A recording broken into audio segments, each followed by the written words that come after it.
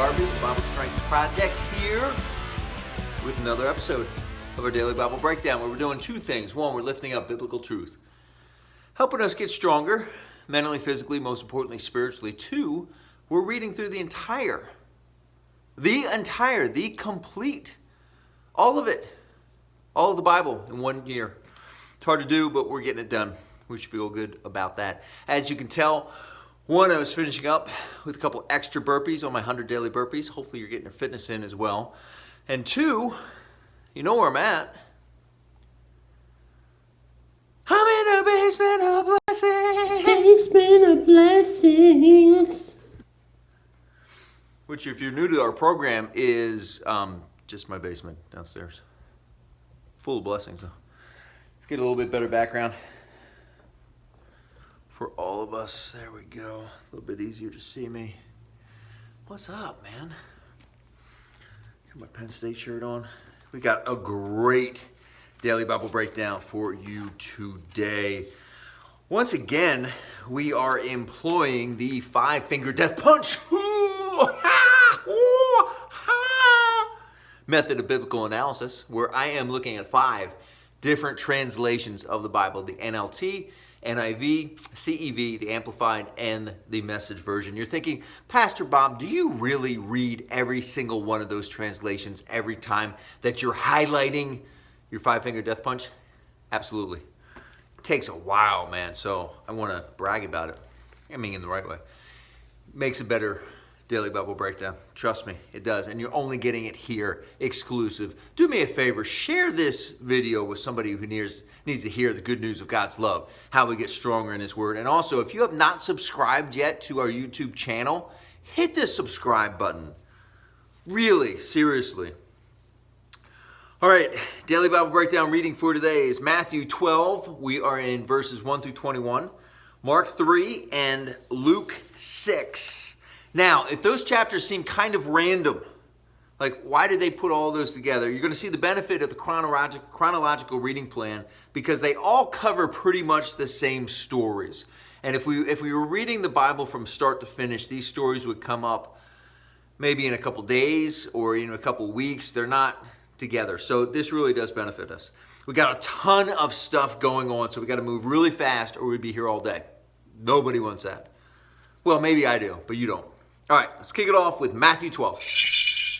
We start today's reading with the same story we read on Thursday in Mark 2. The disciples are walking through the field and picking grain heads and eating them. And one of the religious leaders asked Jesus, "Hey, aren't they breaking the Sabbath?" And Jesus replies once again, "No, the Sabbath was made for man, not the other way around." Starting in verse 9, Jesus once again heals a crippled man on the Sabbath, a man who had a crippled hand, much to the anger of all the religious leaders. I think we're starting to see a theme here. As you will see, Jesus becomes incredulous. That's our big word for today. Incredulous, that nobody thinks it's a good idea to do good works on the Sabbath. Our reading in the book of Matthew today ends with a recounting of the prophet Isaiah's words that Jesus is not the kind of person to brag about his miracles. Many times in the New Testament, when Jesus does a miracle, he says to the people, zip it, tell no one. Interesting. Mark 3 starts with the same story of Jesus healing the man with the crippled hand on the Sabbath and everybody getting upset with it. All right, pay attention to verse 5 in Mark 3, where we read many of Jesus's emotions, how he feels about this. This is where the five-finger death punch comes in handy. We're told that he was angry and grieved at the hardness and arrogance of their hearts. That's the Amplified version. We're told that he was angry and furious at their hard-nosed religion. That's a Message version. Angry and felt sorry for them, CEV. Angry and deeply saddened, the NLT. So Jesus is not happy with the religious peeps. Two things consistently set off Jesus in the New Testament. One is when people have a serious lack of faith, and two, when people have a serious lack of kindness. We can learn from both. Mark 3 goes on to tell of the crowds following Jesus. We learn about Jesus choosing the 12 apostles, Jesus being called Satan, because only Satan can throw out Satan. And then finally we end with who is the true family of Jesus, which, as Jesus says, anyone who does My Father's will is my brother and sister and mother, which is cool, so we can be Jesus' family. Luke 6, almost done. Starts with the story of the disciples walking through the fields, picking grains. The story got a lot of press. Luke 6 then goes on to tell the story of Jesus healing the crippled man's hand, Jesus choosing the 12 disciples. Hey, can I ask you a question? Do you notice every time that Judas's name gets mentioned, it's always followed by who later betrayed Jesus? Like always, every time they mention Judas, he's the betrayer. He's the guy who betrayed Jesus. It just feels a little petty to me. I don't know. I'm just saying. In verse 20, right, we come to what's called the Beatitudes, one of Jesus' most famous sermons and teaching on what is important in life. So slow down, spend a little time here. Jesus tells us, blessed are the poor, blessed are the hungry, blessed are those who weep. Jesus continues with his sermons of things we don't really want to hear. In verse 27, when he says that we should love our enemies. Yeah, who wants to do that? Love our enemies. Rather hate on them. Here's where I want to spend the rest of my time today, right? So Jesus says in verse 32, if you love only those who love you, why should you get credit for that? Even sinners love those who love them. Jump into verse 35. Love your enemies. Do good to them. Lend to them without expecting to be repaid. Then your reward from heaven will be great. You know what? Here's why your reward from heaven will be very great. Let me tell you exactly why.